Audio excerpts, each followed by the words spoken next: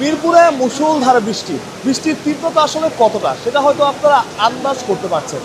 একরকম সন্ধ্যা নেমেছে শেরি বাংলায়। ফ্লাডলাইটগুলো জ্বালিয়ে দেওয়া হয়েছিল, সেই ফ্লাডলাইটের নিচেই খেলা চলছিল।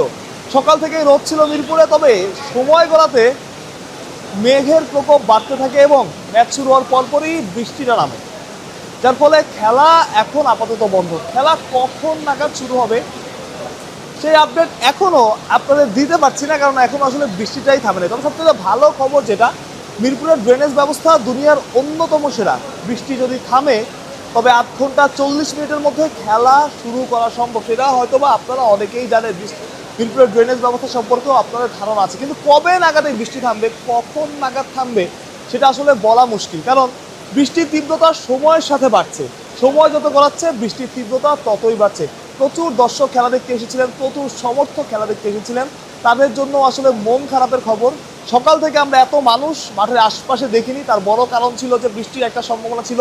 গতকাল আমরা দেখেছিলাম 96% রেন পসিবিলিটি, অর্থাৎ বৃষ্টির বড় একটা সম্ভাবনা থেকেই আসলে সকালবেলা দর্শক আসে। বাট সকালে যখন তারা রোদ দেখেছেন, যখন মাঠের কন্ডিশন ভালো ছিল, আকাশের কন্ডিশন ভালো ছিল, বৃষ্টির কোনো সম্ভাবনা তখন ছিল না, খালি চোখে দেখে মনে হচ্ছিল না, তখন দর্শক মাঠে আসতে শুরু করে এবং মাঠের প্রায় 70-80% গ্যালারি কিন্তু ভরে গেছে দর্শকে।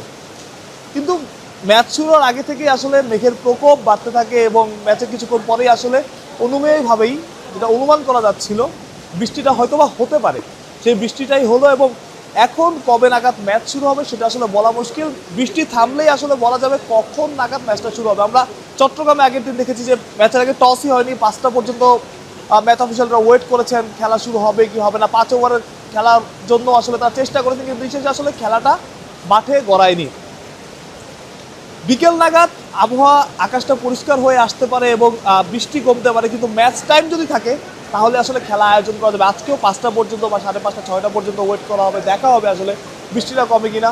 বৃষ্টি কমার পর মাঠ কর্মীরা যদি 40 থেকে 50 মিনিট সময়ও পান, তারা মাঠটা রেডি করে ফেলতে পারবেন খেলার জন্য, যেটা আসলে পজিটিভ দিক। তবে নেগেটিভ দিক হচ্ছে বাংলাদেশের স্কোর। বাংলাদেশ শুরুটা ভালো করেনি এবং টসে হেরে আসলে খুব অনুভবভাবেই ব্যাটিংয়ে নেমেছে। নিউজিল্যান্ড বাংলাদেশকে ব্যাটিংয়ে পাঠিয়েছে, বাংলাদেশের শুরুটাও ভালো হয়নি।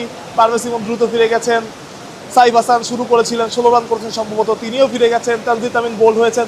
সুতরাং শুরুটা আসলে বাংলাদেশ দলের ভালো হয়নি, যেটা আসলে বড় কারণ। বাংলাদেশ যদি পরবর্তী 8-10 ওভারে খেলা, এটা আসলে সেরে উঠতে এই জায়গা থেকে মুভ অন করতে বাংলাদেশের কষ্টই হবে।